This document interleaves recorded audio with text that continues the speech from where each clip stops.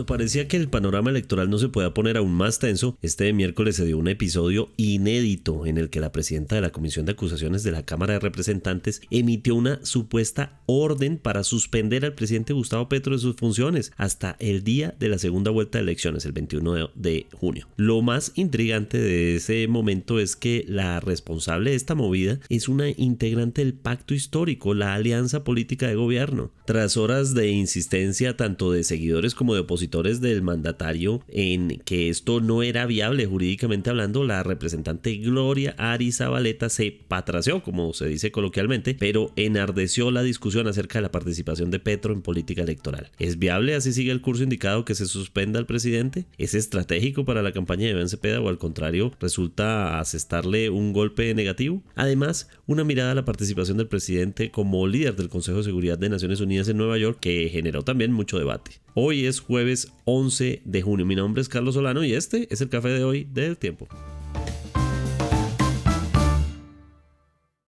El Tiempo es un medio aliado de The Trust Project. Pero antes de nuestro tema central, la actualización de algunas noticias de las últimas horas. En medio del alarmante paso lento que llevaba el Congreso para aprobar proyectos, se dieron buenas noticias durante la jornada de este miércoles para algunos de los proyectos muy valiosos que podrían no tener tanta prensa y que fueron aprobados. Aprobó la ley nuclear que busca regular el uso de esta energía en Colombia, crear una comisión, además de un presupuesto importante. Ese es uno de los grandes avances políticos que lograron dar su trámite. También fue aprobada la ley contra la ablación, un proyecto que diferentes colectivos feministas habían insistido en que esto no se podía hundir. Estamos hablando de un delito que va en contra de los derechos humanos y que puede sonar insólito que se hable de este tema, que pueda ocurrir algo semejante en pleno siglo XXI, pero la extirpación parcial o total de genitales externos femeninos por razones no médicas es una práctica barbárica en el país, pues queda penalizada en cualquiera de los escenarios. Hubo celebraciones en el Congreso por este triunfo de los colectivos feministas, pero lo que sí queda pendiente son otros proyectos muy importantes como el de la reforma del ICETEX, entre muchos otros. Estamos pendientes de que el Congreso le dé vía a proyectos pendientes.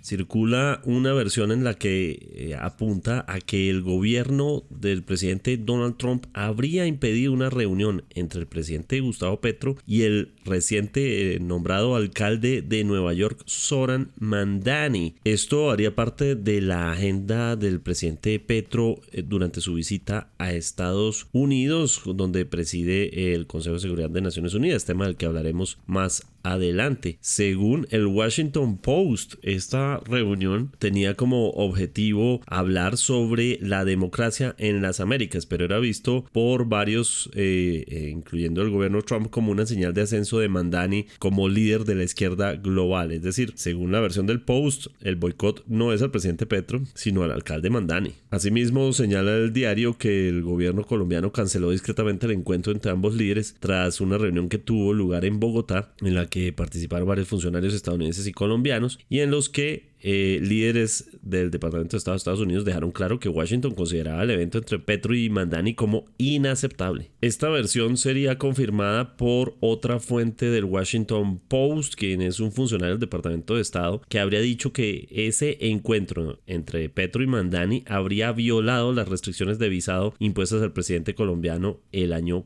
pasado. Irán anunció que cierra por completo el estrecho de Hormuz tras explosiones en el sur del país por ataques de Estados Unidos, mientras continúa la ofensiva militar en dicho territorio. El presidente de Estados Unidos, Donald Trump, habría acusado más temprano a Irán de haber tardado demasiado en negociar un acuerdo, por lo cual, dijo Trump, deberá pagar el precio. Es decir, está en las tensiones más fuertes que se han visto desde el posible intento de tregua que se desarrollaba en la región. En este punto, entonces, según Irán, es el cierre por completo a todo tipo de embarcaciones, contra las cuales advirtió que disparará si tratan de cruzar este punto que es clave para el comercio global del crudo en el mundo.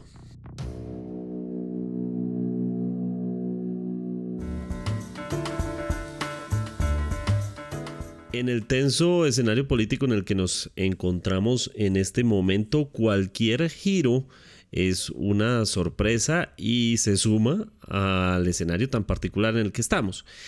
Lo que ocurrió este miércoles con la orden, en primera instancia, una orden emitida por la presidenta de la Comisión de Acusaciones de la Cámara de Representantes, la representante Gloria Arizabaleta, apuntaba a suspender al presidente Gustavo Petro de sus funciones debido a su participación en política, prevenir que no actuara más en política.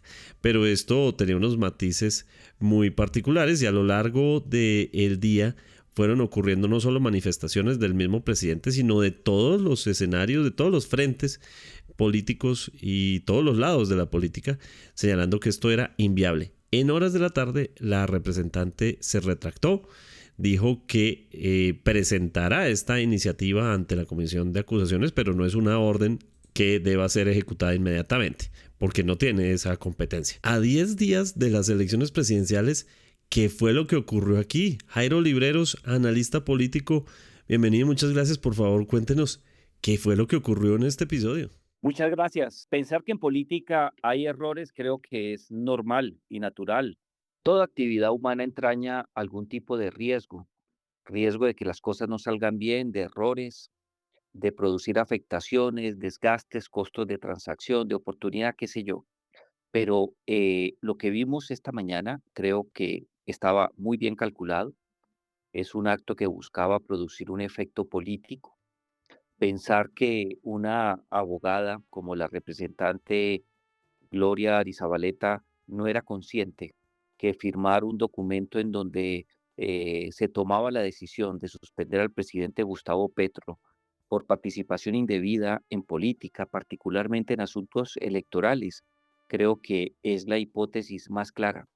Buscaba tener la posibilidad, pienso yo, de distraer la discusión sobre las medidas cautelares y las decisiones que adoptó la justicia relacionadas con el uso de ciertos símbolos patrios en la campaña del candidato Abelardo de la Espriella.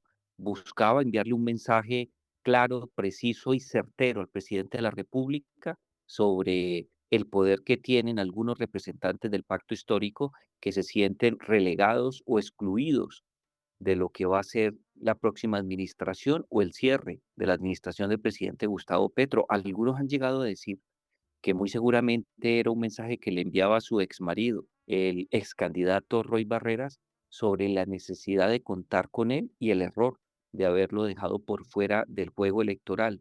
Sobre esas tres hipótesis creo que nos tenemos que concentrar. Que después se haya echado para atrás cuando logró alterar la agenda mediática, cuando encontró una oposición seria, no solamente en temas eminentemente jurídicos, sino particularmente sobre la inconveniencia de esa decisión que en última instancia iba a beneficiar no al candidato del pacto histórico, sino a su contraparte. Creo que ahí está la explicación clara y precisa de una salida que no fue en falso, que era calculada y que si bien permitió algunos efectos, creo que va a ser contraproducente para la representante, para el pacto histórico, para Roy Barreras, para Gustavo Petro y en términos generales para la campaña de Iván Cepeda. Profesor Libreros, por ejemplo, en esas hipótesis está la de la campaña de Abelardo de la Espriella, que señala que esto es una suerte de autoatentado, algo planeado por el mismo presidente Petro, insinúa Abelardo de la Espriella, para poder participar en política estos 10 días que quedan. Pero también es algo que dijeron el congresista electo Briceño, por ejemplo, apunta a esa misma hipótesis, pero no fueron pocas las voces que señalaron que esto es un ataque al presidente directo, así como lo dijo el mandatario. Por ejemplo, el representante de la Cámara, Alfredo Mondragón, del Pacto Histórico, dijo lo siguiente. Bueno, atención Colombia, porque el Congreso quiere sacar al presidente Petro de la presidencia de la República.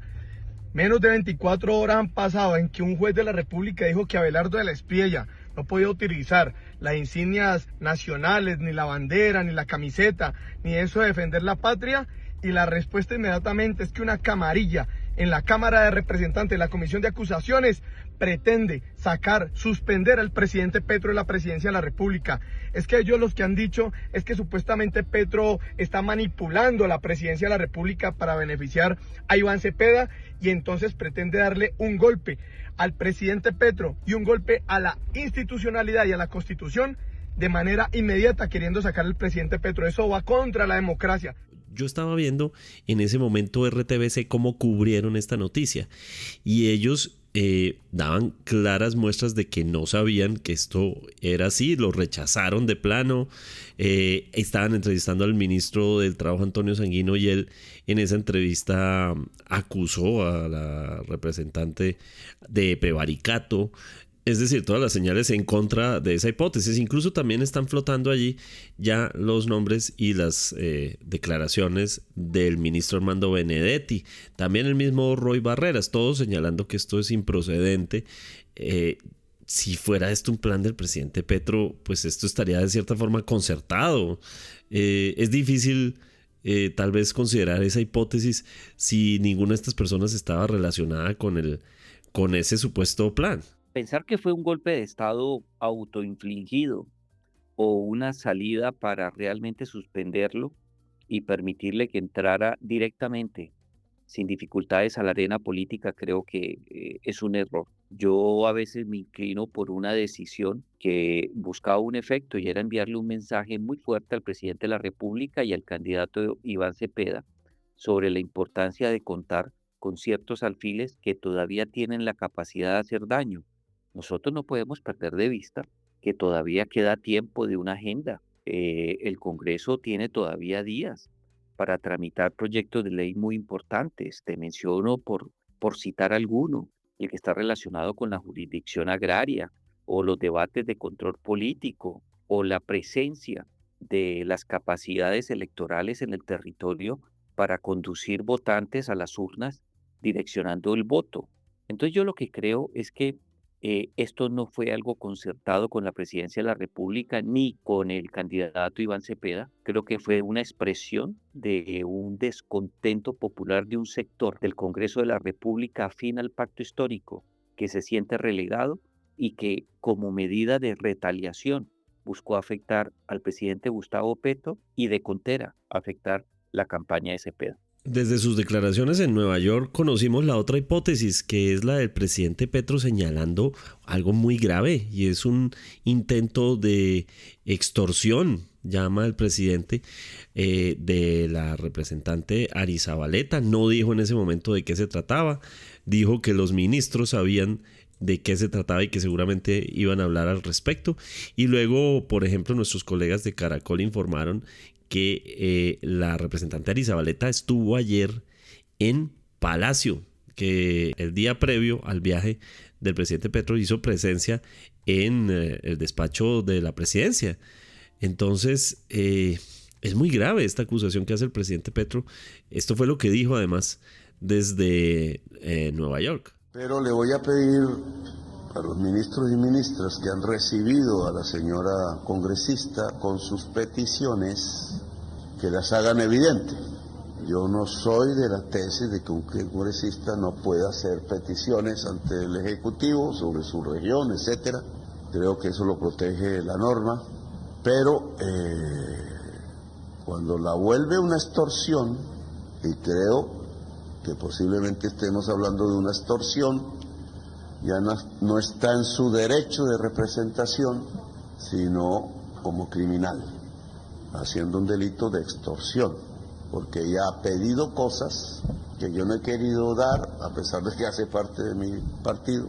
No soy así, sé que es volver un gobierno criminal. Y otros han hecho lo mismo, entonces quiero que mis ministros confiesen bajo gravedad de juramento ante la Corte Suprema de Justicia qué peticiones exactamente pedían y se desarrolle un proceso para convencer al Congreso de Colombia que estábamos bajo una extorsión que yo no creí, no acepto eso porque es contradecir mis propios principios.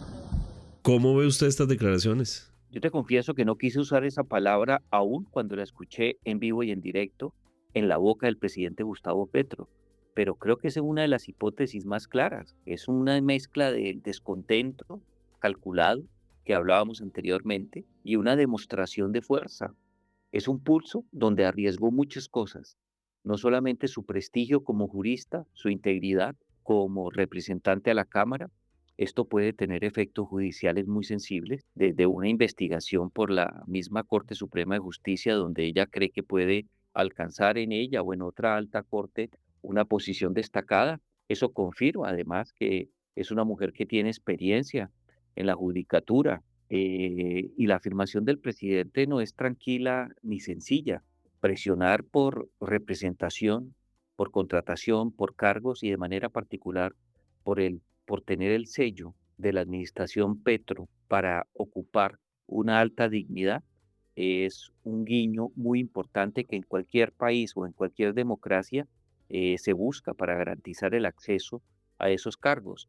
Pero cuando el presidente de la República descalifica su intervención y afirma de manera directa que puede ser un ejercicio extorsivo, creo que existen elementos claros y precisos en el pasado sobre la búsqueda de prebendas de algún tipo por pertenecer al partido político que representa los intereses de la Casa de Nariño actuales y que aspira a representarlos durante 4 años más. Desde ese punto de vista, creo que para la representante Arizabaleta, este ejercicio calculado de enviar un mensaje, de mostrar fortaleza, termina por debilitar al pacto histórico y a ella como representante de la Cámara y postulante a un alto cargo en la rama judicial.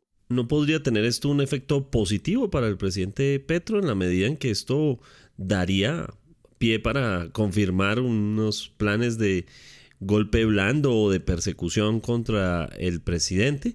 Le da fuerza a sus hipótesis y también a la campaña de Iván Cepeda. Creo que el presidente Petro quemó las naves hace mucho tiempo y no las quemó a favor de la candidatura de Cepeda. Él ya está apostando por él, por lo que van a ser los próximos 4 años, en el sentido de convertirse realmente en un gobierno de Abelardo de la Espriella, en la cabeza de la oposición, por encima del señor Cepeda, que si se llega a dar ese resultado en este escenario, terminaría siendo senador de la República, pero por cuenta de la curul que establece el estatuto de la oposición. Creo que el señor Gustavo Petro es consciente que no solamente es el dueño de los votos que obtuvo Cepeda en la primera vuelta, sino que tiene el favor popular y ese fervor lo está manejando en condición de víctima del establecimiento, de víctima de una clase política que no le abre espacios, de víctima de unos congresistas que no quisieron sacar adelante, entre comillas, su agenda social y ahora víctima de los propios miembros de su partido político que buscaban suspenderlo en el ejercicio de sus funciones. Gustavo Petro ha demostrado que ese discurso le ha servido, mantiene unos niveles de popularidad que no corresponden con la realidad en materia de política pública.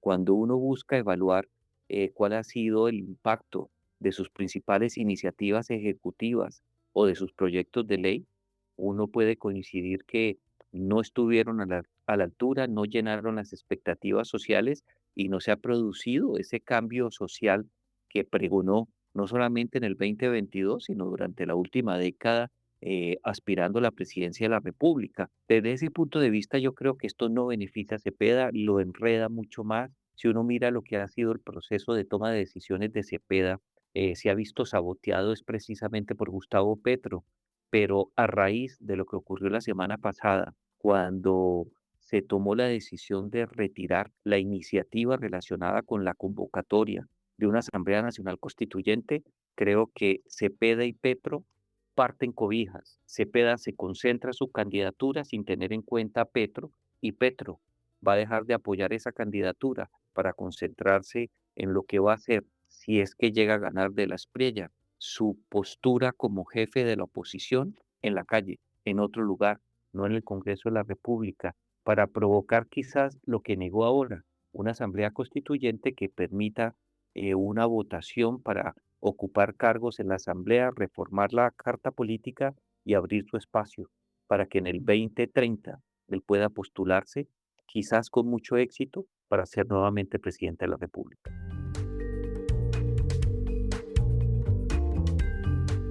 Acerca de la viabilidad jurídica de lo que planteaba desde la Comisión de Acusaciones, que la representante Arizabaleta pudiera emitir esta orden antes de consultarla con la misma Comisión de Acusaciones. De hecho, se ha dicho que ya se había hablado del tema, según diferentes fuentes. Esto ya se había puesto sobre la mesa, pero diferentes voces le habían señalado a la representante que no era viable. Por eso queremos consultarle a un experto, y ese es Humberto Antonio Sierra, quien es el director del Departamento de Derecho Constitucional de la Universidad Externado, jurista, abogado, ex magistrado. Por favor, cuéntenos, ¿era esto posible? ¿Es viable jurídicamente lo que planteaba la representante? Es decir, suspender al presidente, emitir una orden para suspenderlo. A ver, antes de hacer una reflexión estrictamente constitucional y jurídica, tenemos que entender el contexto político. Teníamos una situación en la cual una decisión judicial había prohibido o había limitado el ejercicio de publicidad de las camisetas, el himno, el Defensores de la Patria, Firmes por la Patria, causando una gran indignación y una gran solidaridad en el sector de la campaña de Abelardo de la Espriella. Y luego sale la decisión de hoy en donde atacando al presidente Petro, o por lo menos pidiendo su desvinculación como presidente, todo el mundo dice eso es una irregularidad, entra a generar una solidaridad y al mismo tiempo también una cohesión de sus bases en torno a esta decisión. Una situación en la cual se victimizaba inicialmente un candidato es respondida con una decisión que victimiza a el sector ideológico del candidato Cepeda. Al final, esto es una movida política que tiene como propósito cambiar el discurso, dejar de hablar del tema de lo que se estaba discutiendo con la sentencia de tutela de Abelardo de la Espriella, y ahora estamos hablando de cómo no es posible que el presidente de la República pueda ser desvinculado. Fíjese que lo que se hizo fue eso, lo que se hizo fue un cambio en el giro del debate electoral. Y yo creo que es importante entenderlo porque todo lo demás son la instrumentación de normas, de derecho, para tratar de lograr un impacto político. Entiendo, doctor Sierra. Le insisto sobre la posibilidad, es decir, en lo jurídico en sí mismo, más allá del concepto político, ¿es posible que una representante pueda presentar, siendo la presidenta de la Comisión de Acusaciones, presentar la orden de esa manera? Insisto que este no es un tema de derecho, este es un tema, entre otras cosas, de sentido común. Una parlamentaria, de una parlamentaria o de un grupo de parlamentarios no puede depender la estabilidad institucional del país. Que una persona pueda dictar una medida cautelar y simple y llanamente con esa decisión se va el presidente de la República. Imagínense en un país en donde el presidente de la República tiene tantos detractores, tantas personas que lo querrían ver preso, tantas denuncias que se presentan, pues las posibilidades de inestabilidad permanente estarían a la orden del día. No, la Constitución dice que el presidente de la República tiene que tener una gran estabilidad y solo permite que pueda ser suspendido cuando lo aprueba la Cámara de Representantes, el Pleno de la Cámara de Representantes, y en una acusación lo envía al Senado. Es allí cuando el Senado puede suspenderlo. Pero es un caso muy puntual y es excepcional esa posibilidad. No existe otra alternativa. No puede haber una medida cautelar para desvincular al presidente de la República. Otra cosa, y se discute, y no es el punto en este momento, es si podría hacerlo la Comisión de Acusaciones cuando se trate de otro funcionario diferente al presidente. Pero seguro que el presidente de la República no puede hacerlo. Esa es una decisión que no se puede tomar sino por la plenaria de la Cámara. Si una parlamentaria lo hubiera hecho, sin el supuesto de que no se hubiera retractado, sino que efectivamente hubiera seguido adelante, era una decisión que se tenía que descartar.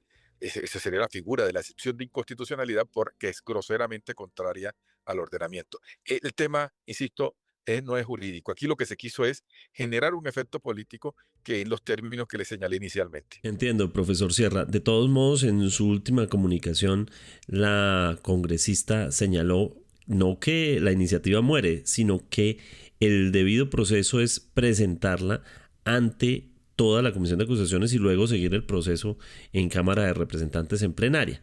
¿Esto es viable? No, por eso le digo, esto no tiene ningún sentido. Estamos hablando de que ya las elecciones son en una semana. Este trámite que me está indicando usted, pues simple y llanamente sería absolutamente irrelevante. Estamos en una etapa central de las elecciones. Estamos en un momento en donde hay una hay una gran competencia, hay un espacio entre los candidatos muy restringido, muy pocos votos los diferencian, con lo cual vamos a tener hoy con esta decisión y con varias de las que seguramente se van a imaginar en estos días que hacen falta antes de las elecciones, que van a tener como propósito mover el cutarro político y efectivamente cambiar la orientación de lo que se está dando en las tendencias en materia electoral. Ahora, de otra manera, de otra parte, hay una preocupación de fondo que yo creo que también vale la pena tenerla presente para analizar esta situación, y es precisamente el hecho de que hoy en día, digamos, hay una corriente, una tendencia a que se utilicen los procesos judiciales, medidas cautelares, decisiones, para tomar decisiones que tengan impacto electoral, que tengan impacto en afectar los derechos políticos o por lo menos incidir en las decisiones que se van tomando.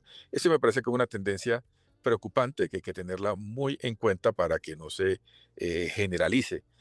Los jueces deben tener mucha prudencia en estos momentos de decisiones políticas álgidas.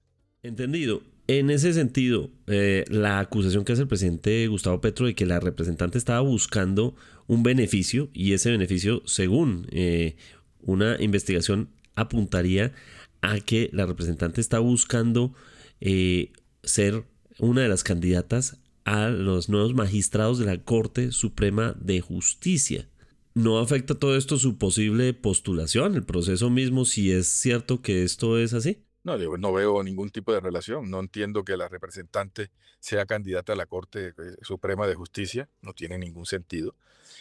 No puede hacerlo en este momento. Tendría que esperar más adelante. Y no necesariamente, no hay ninguna relación entre ese tipo de decisión y una ventaja que pueda tomar sobre el particular.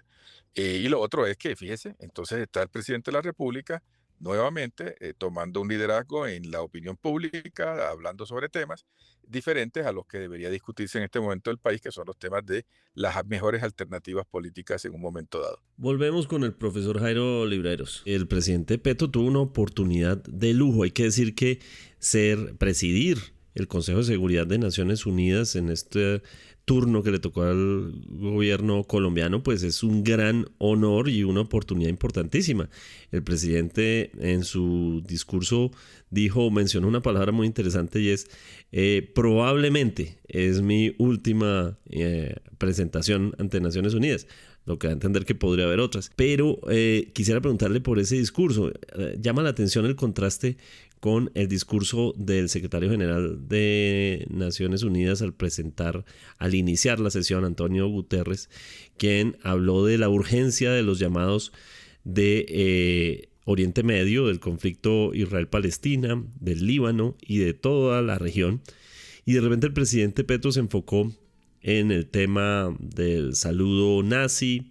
De hecho, mencionó la palabra nazi varias veces a lo largo de esa presentación. E incluso habló de inteligencia artificial. Por supuesto, también mencionó el tema Israel-Palestina, pero se enfocó muchísimo en muchos temas, particularmente los propios de Colombia. Hay dos temas que son vitales. El primero de ellos, esta es una distinción, un honor que no todos los presidentes a nivel global tienen la oportunidad de conducir. Creo que Colombia no entendió el escenario y perdió la oportunidad de enviar un mensaje que tuviera un impacto global, no solamente por la calidad de personas que hacían parte del evento, sino porque conducir este tipo de espacios permite sacar adelante el nombre del país y la impronta del gobierno que representa.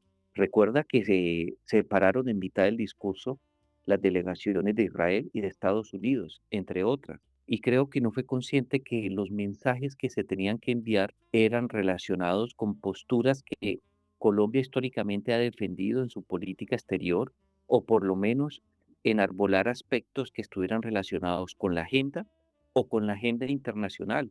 No es suficiente hablar de inteligencia artificial cuando el Papa hace pocos días lanzó una encíclica muy importante sobre ese particular. Independientemente que tú la compartas o no, hay elementos muy bien elaborados. Yo creo que pudo discutir sobre ese tema y muchos otros más, pero buscando la esencia que conduce todas las actividades de Naciones Unidas, y es la paz y la seguridad internacional.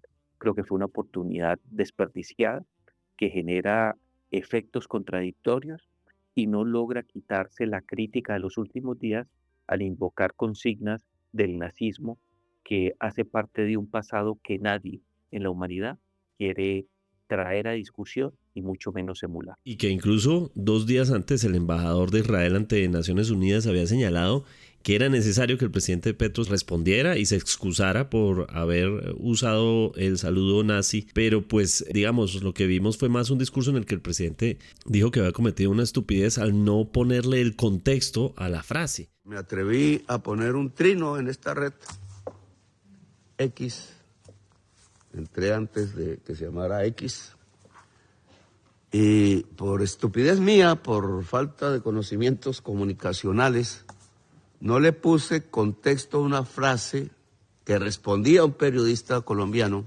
era un problema de discusión interna, que decía que se había transformado de liberal a ideas fascistas que hoy defiende.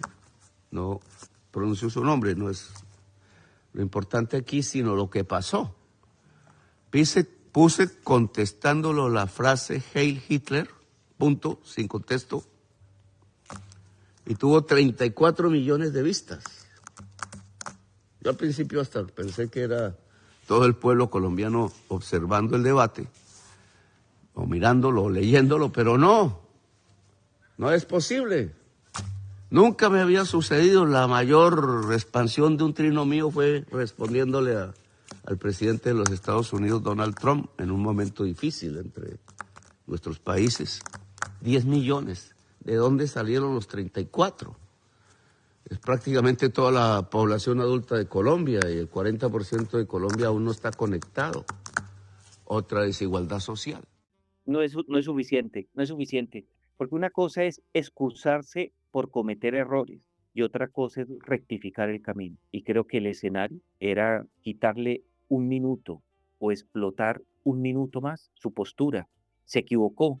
Y yo creo que cuando uno ocupa la primera magistratura de un país, no solamente se expone a cometer errores, también tiene la oportunidad de enmendarlos. Y creo que el desgaste que ha sufrido la relación bilateral entre Colombia e Israel demandaba tener un mayor olfato político internacional para no dejar vencidos ni vencedores en la lona, sino mecanismos que nos permitiera conciliar y seguir adelante como dos naciones que han encontrado en el transcurso de los años identidades políticas, sociales, económicas y hasta religiosas, respetando la autonomía de cada uno y avanzar a mayores o mejores escenarios. Ahí creo que no fue suficiente la mención, había que rectificar el camino.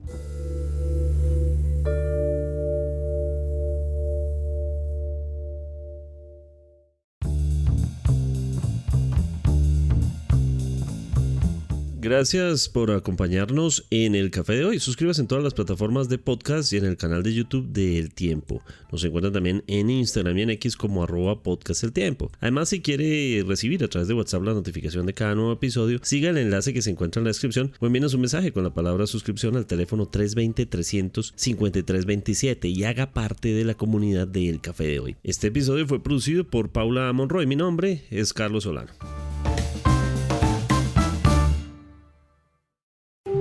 Podcast El Tiempo.